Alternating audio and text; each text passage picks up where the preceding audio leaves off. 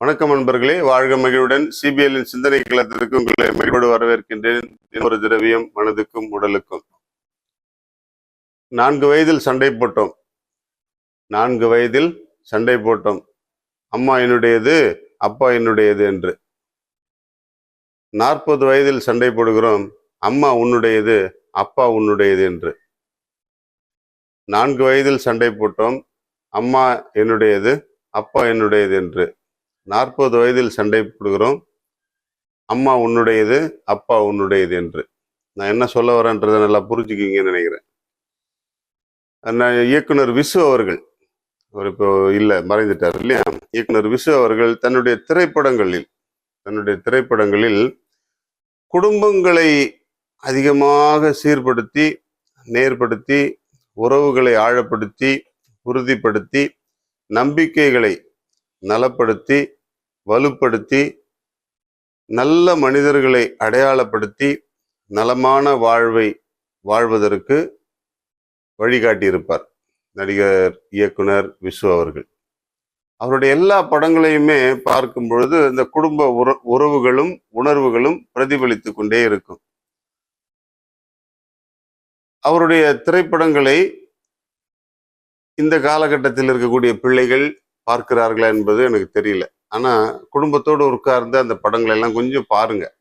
திரைப்படங்கள் நமக்கு நிறைய நல்ல விஷயங்களையும் சொல்லி கொடுக்கின்றன. அதே நேரத்தில்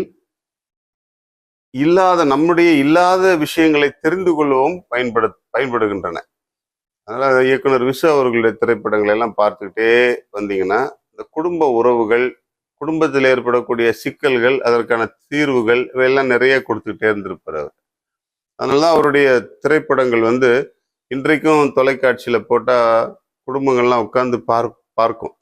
எந்த விதமான ஆபாசம் அது இது எல்லாம் இல்லாம நம்முடைய இயல்பான ஒரு குடும்ப சூழ்நிலையை விளக்கி காட்டக்கூடிய திரைப்படங்களாகவே இருக்கும்.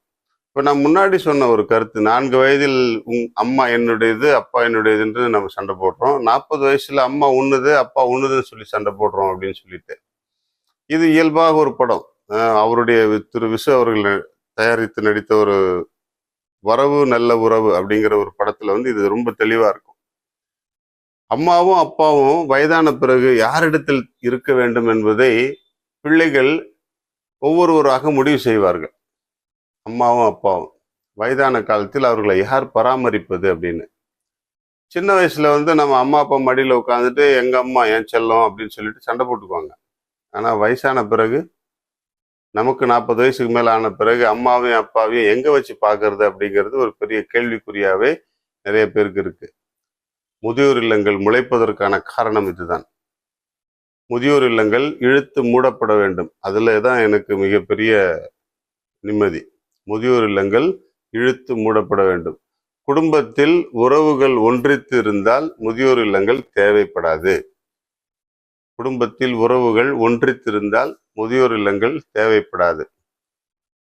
யாரையும் அனாதையாக விட்டுவிடுவதற்கு பெற்ற பிள்ளைகள் முன்வரும் பொழுது அதை விட கொடுமை இந்த உலகத்தில் வேறு எதுவும் இருக்காது. ஆகவே வீட்டில் இருக்கக்கூடிய அம்மாவையும் அப்பாவையும் பெரியவங்களை தயவு செய்து முதியோர் இல்லத்துக்கு அனுப்பாதீங்க.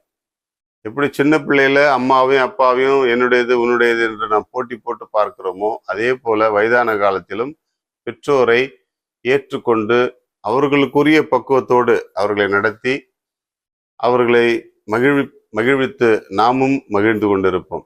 பெரியவர்கள் அப்பா அம்மாலாம் வீட்டிற்கு ஒரு பெரிய பலம். அவர்கள்தான் அடித்தளம். அந்த அடித்தளத்தின் மீது நம்முடைய வாழ்க்கையை கட்டிக்கொள்வோம். நாமும் வாழ்க்கையில் மகிழ்வுடன் இருப்போம். இதைத்தான் திரு விசு அவர்கள் தன்னுடைய திரைப்படங்களில் நிறைய கருத்துக்களை சொல்லியிருப்பார். அவருடைய திரைப்படங்களை வாய்ப்பு கிடைக்கும் பொழுது பாருங்கள். நம்முடைய வாழ்க்கையில் தேவையான சில மாற்றங்களை உருவாக்குவதற்கு அந்த திரைப்படங்களும் ஒரு காரணமாக இருந்தால் மகிழ்ச்சிதான். வாழ்க மகிழ்வுடன். சுரைக்காய் மதிய உணவுடன் சேர்த்து சுரைக்காயை உண்ணும் பொழுது பித்தம், உடலில் இருக்கக்கூடிய பித்தம் விரைவில் சமநிலைப்படுத்தப்படும். அது கொஞ்சம் நல்லா பயன்படுத்திக்கலாம். பித்தம் அதிகமாச்சுன்னா நம்முடைய உடல் பாதிக்கப்படுது இல்லைங்களா? அப்போ மதிய உணவுல சுரைக்காய் சேர்த்து கொள்ளப்படும் பொழுது பித்தம் சமநிலைப்படுத்தப்படும். இதை பயன்படுத்தி பயன்பெறுவோம். வாழ்க மகிழ்வுடன்.